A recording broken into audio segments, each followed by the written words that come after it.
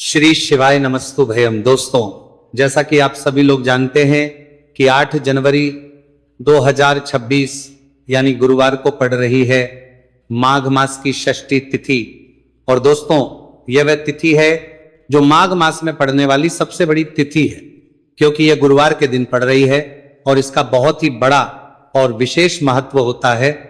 पूज्य गुरु जी ने कहा है कि अगर कभी भी मौका लग जाए और माघ महीने की षष्ठी तिथि गुरुवार को पड़ जाए तो आप लोगों को 3 तुलसी पत्ते वाला उपाय तो अवश्य ही करना चाहिए। इन दोनों का संयोग बहुत ही कम आता है।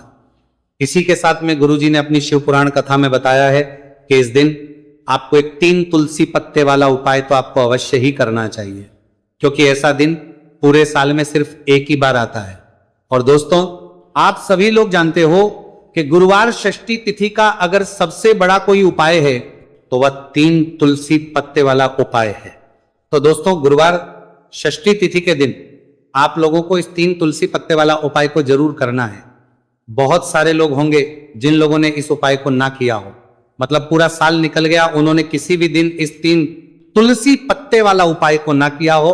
पर दोस्तों, आपके पास एक आखिरी मौका बचा हुआ है, जो कि 8 जनवरी 2026 गुरुवार षष्ठी तिथि के दिन है। इस दिन आप लोगों को इस वाले उपाय को जरूर कर लेना है। भले ही आपने महीने भर इस उपाय को ना किया हो, पर अगर आपने इस माघ महीने के गुरुवार षष्ठी तिथि के दिन अगर इस वाले उपाय को कर लिया तो आपको इस उपाय को करने का वो फल मिलेगा जिसकी आपने कभी कल्पना भी नहीं करी होगी।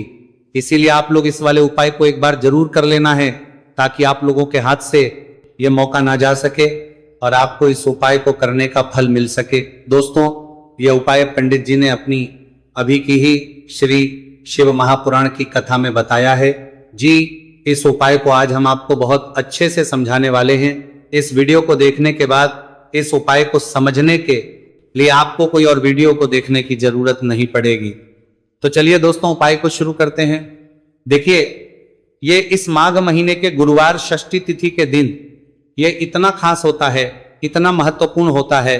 देखा गया है कभी कभी बड़े बड़े पूजा पाठ अनुष्ठान से जो मनोकामना पूर्ण नहीं होते, वो माघ महीने की गुरुवार षष्ठी तिथि के दिन एक छोटे से उपाय करने से ही आपकी मनोकामना पूर्ण होती है। और बहुत सारे लोगों ने इस उपाय को किया भी है और उनको इस उपाय को करने का फल भी जरूर मिला है। अगर आप लोग भी इस उपाय को करना चाहते हैं तो आप इस उपाय को पहले अच्छे से समझ लेना, सुन लेना, उसके बाद करना। आपको इस उपाय का फल जरूर मिलेगा। और इस उपाय को कर लेने से आपके घर में चाहे किसी भी प्रकार की दुख और समस्या क्यों ना चल रही हो, आपको उसका कारण भी नहीं पता है कि भाई ये समस्या किस कारण से चल रही है। उसका कुछ भी कारण हो सकता है, जैसे पितृदोष हो सकता है या किसी भी तरह का मंगल दोष भी हो सकता है। तो इस दिन आप लोगों को यह वाला उपाय कर लेना है। ये एक ऐसा उपाय है जिस उपाय को अगर किसी विशेष दिन पर किया जाए तो भाई उस विशेष दिन का जो है वह तो हमें मिलता ही मिलता है, पर हमने उस दिन पर इस उपाय को किया है तो हमें उससे भी बड़ा फल मिलता है, और फल बहुत जल्दी मिलता है, क्योंकि आप इस उपाय को बहुत ही बड़े और विशेष दिन पर कर रहे हो। तो चलिए अब उपाय के बारे में बात करते हैं, लेकिन उससे पहले लोगों को यह जानना आवश्यक है कि आखिर यह उपाय किस समय करना है, किसको करना है और कैसे करना है। तो चलिए हम आगे आपको वीडियो में एक एक करके बता देते हैं। लेकिन उससे पहले अगर आप लोग हमारे चैनल पर पहली बार आए हैं या फिर मेरी आवाज आज पहली बार सुन रहे हैं तो हमारे चैनल को सब्सक्राइब जरूर कर लेना, और इसको मारपुर में जल रहा है वीडियो को लाइक करके कमेंट बॉक्स में श्री शिवाय नमस्तुभयम ओम नमः शिवाय जरूर टाइप कर देना।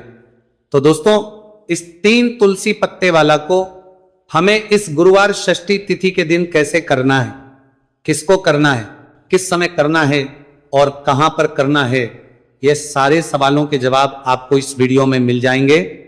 और जो ये वीडियो देखिएगा भाई, उसको 3 तुलसी पत्ते वाला उपाय जरूर करना चाहिए, क्योंकि इस दिन एक तुलसी पत्ते का भी बहुत ही बड़ा और विशेष महत्व होता है।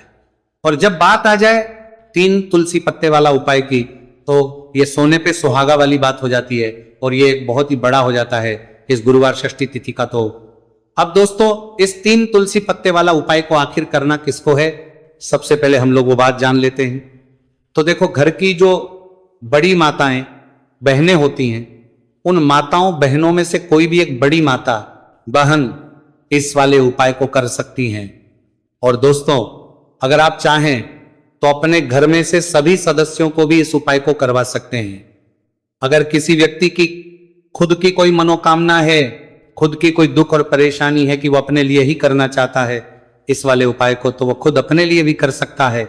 बाकी अगर कोई घर में से ऐसा है जो कि अपने पूरे घर परिवार की सुख और शांति के लिए ये वाला उपाय करना चाहता है, तो भाई वो भी कर सकता है, उसमें भी कोई दिक्कत वाली बात नहीं है। कहने का मतलब यह है कि इस उपाय को हर एक सदस्य भी कर सकता है और पूरे घर परिवार के सदस्य के लिए घर की बड़ी माताओं बहनों में से कोई एक माता बहन भी कर सकती है। माताएं बहन अगर घर में उपस्थित ना हो या वो ये वाला उपाय ना कर पा रही हो, तो फिर घर का कोई बड़ा सदस्य भी इस 3 तुलसी पत्ते वाला उपाय को कर सकता है, चाहे फिर वह पुरुष ही क्यों ना हो, उसमें कोई भी दिक्कत वाली बात नहीं है। उसके बाद में दोस्तों जो अगला प्रश्न निकल कर आता है वो यह आता है, इस उपाय को लेकर के आखिर इस उपाय को हमें किस समय करना है, सुबह के समय करना है कि शाम के समय करना है। तो इस वाले उपाय को आप लोग सुबह के समय भी कर सकते हो और शाम के समय प्रदोष काल में भी कर सकते हो। अब अगर आप पूछो कि भाई सबसे उत्तम समय कौन सा रहेगा इस 3 तुलसी पत्ते वाला उपाय को करने का, तो हम आपसे बस यही कहेंगे कि इस उपाय को आप सुबह के समय करेंगे तो ज्यादा बेहतर होगा। बाकी अगर प्रदोष काल शाम के समय भी करेंगे तो भी अच्छा होगा, उसमें कोई भी दिक्कत वाली बात नहीं है। तो अब दोस्तों जो अगली सबसे बड़ी और पूर्ण बात आती है वो ये आती है कि सुबह अगर हम उपाय को करेंगे तो हमें कितने बजे से लेकर कितने बजे तक के बीच में करना है, और शाम के समय प्रदोष काल में करेंगे तो हमें कितने बजे से लेकर कितने बजे के बीच में करना है। तो देखो सुबह जितनी जल्दी हो सके आप उपाय को करने की कोशिश करना। बाकी अगर किसी कारणवश लेट भी हो जाओ, थोड़ी देर भी हो जाए, तो 10 या 11 बजे तक भी आप उपाय कर लेना, पर 12 बजे से ज्यादा देरी ना हो, ठीक है, बात का ध्यान रखना। उसके बाद में दोस्तों अगर शाम के समय प्रदोष काल की बात करें, प्रदोष काल का जो समय है होता है वो शाम के 6 बजे से शुरू हो जाता है।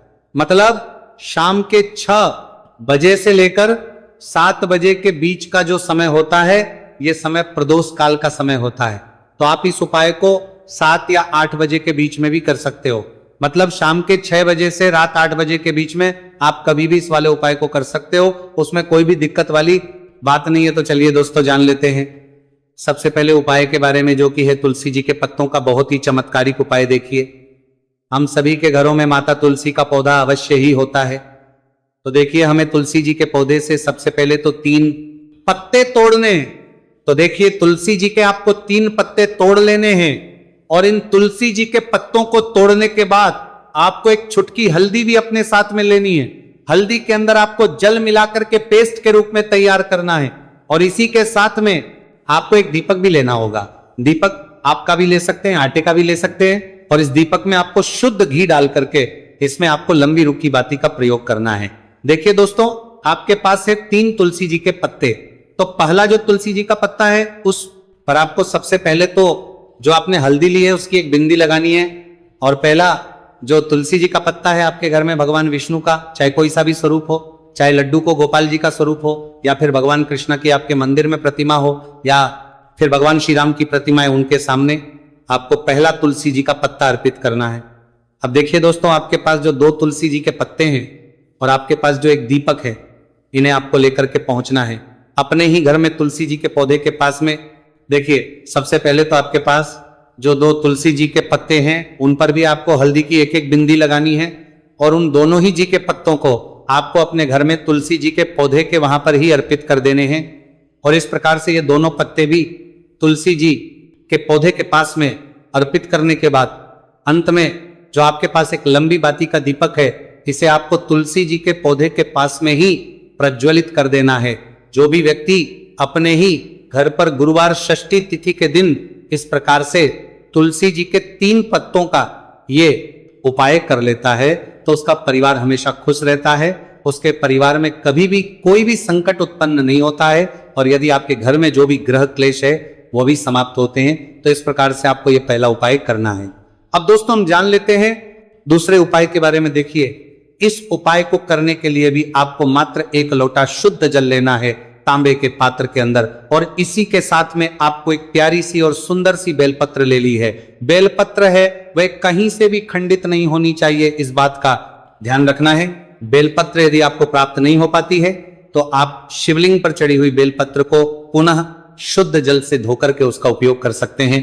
देखिए, इस उपाय को आप सुबह से लेकर के शाम तक किसी भी समय में कर सकते हैं। देखिए, मंदिर पहुंचने के बाद सबसे पहले तो आपके पास जो अपनी हथेली में रखना है और आपको कुंडकेश्वर महादेव से प्रार्थना है कि मेरे शरीर में या फिर मेरे परिवार के सदस्य के शरीर में कोई भी भारी रोग हो चुका है जिसमें उसे आराम नहीं मिल पा रहा है, डॉक्टरों को लगातार दिखा रहे हैं, दवाओं का लगातार सेवन कर रहे हैं, लेकिन बीमारी में आराम नहीं मिल पा रहा है।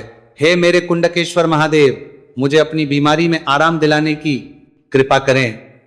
इस प्रकार से आपको कामना करते हुए